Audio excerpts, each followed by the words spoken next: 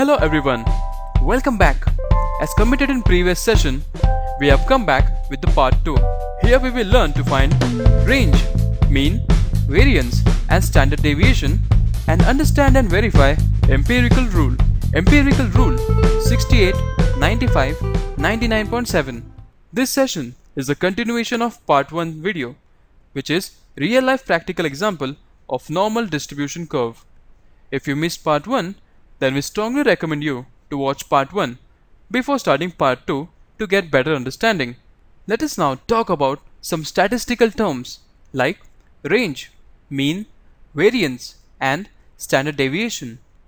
To explain these terms, we have developed graphical model to understand concept in simplified manner.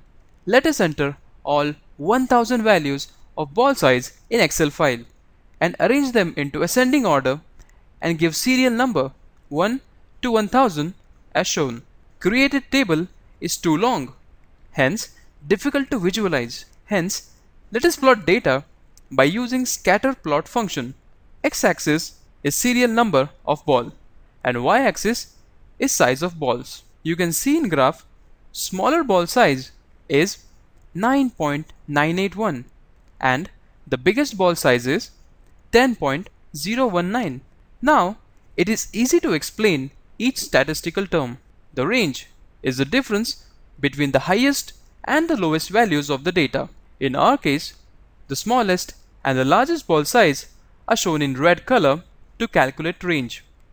Therefore, our range is largest size of 10.019 ball minus the smallest ball of 9.981, which is equal to 0.038 or say 38 microns.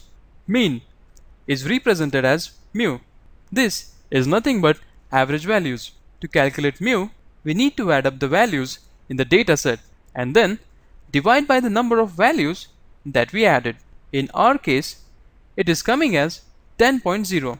Even we can easily visualize in graph as well as graph looks symmetrical around 10.0 average line as shown in green color horizontal line. Variance. It measures how far data points are spread out from their average values.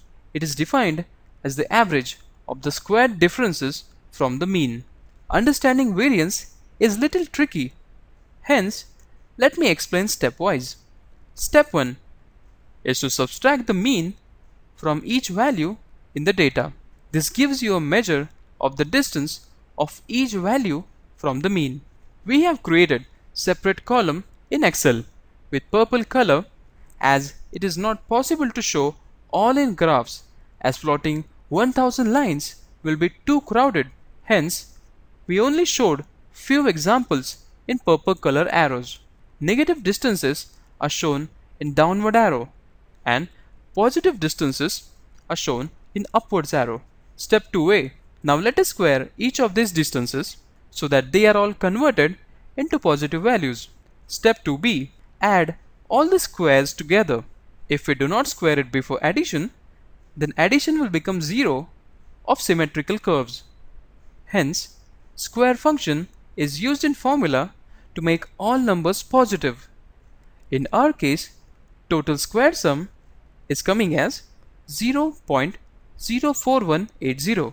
Step 3 is to divide squared sum of step 2b by the number of values in the dataset, that is n. Result is nothing but variance. In our case, it is coming as 0.00042 as our variance of 1000 balls. Lesser variance means good quality product as less variation of other balls and more balls are closer to mean, which our designer also wants to deliver good quality product. Variance is also represented by sigma square. Let us now talk about more awaited topic, that is standard deviation. It is also represented as sigma. It is just the square root of variance. In our case, square root of variance, which is 0.00042 is equal to 0.0064 millimeters or say 6 microns. approximate sigma value can be quickly calculated and can be used for verification of above values.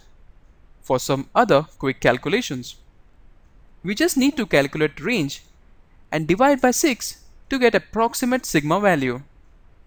Let us find out in our case, that is 0.038 divided by 6, which equals to 0.0063 mm, whereas by formula based value it is 0.0064. Hope you understood both the methods. In the case, if you need Excel file and graph, please put your request in comment section.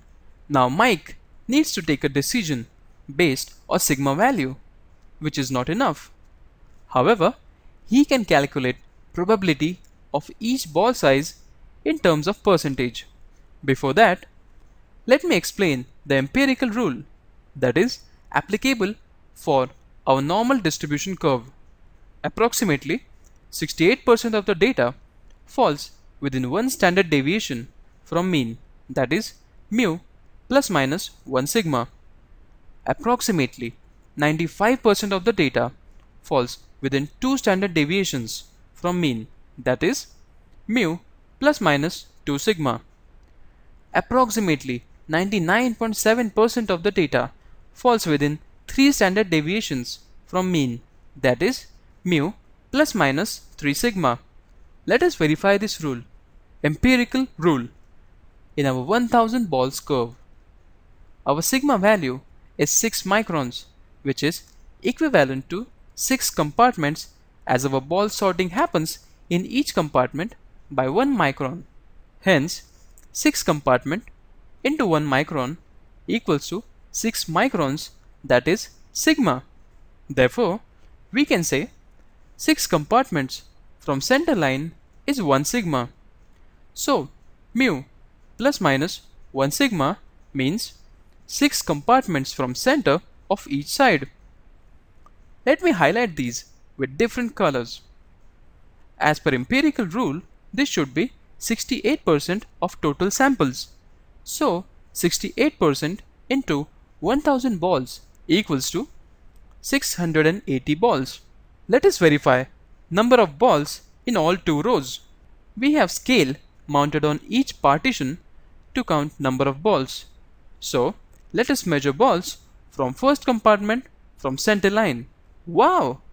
It has 63 balls on both the sides and same quantity on both sides. Let us add balls in all 6 compartments.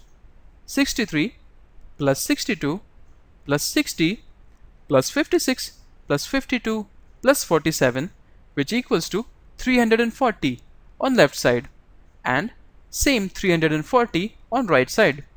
Hence, total 340 plus 340 equals to 680, which is exactly 68%. Wow!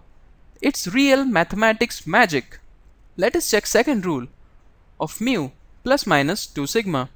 We need to take additional 6 compartment balls, that is 42 plus 31 plus 24 plus 17 plus 12 plus 9, which equals to 135, which is 13.5% additional on both sides than earlier 68%. Hence, total 68% plus 13.5% plus 13.5% equals to 95%.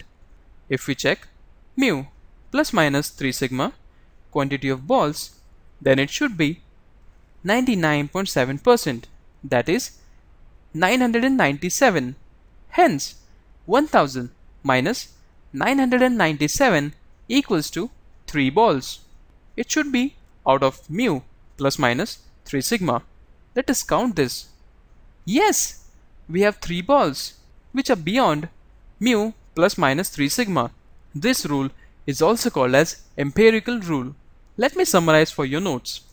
68% of data falls within the first standard deviation from the mean. 95% fall within 2 standard deviations. 99.7% fall within 3 standard deviations.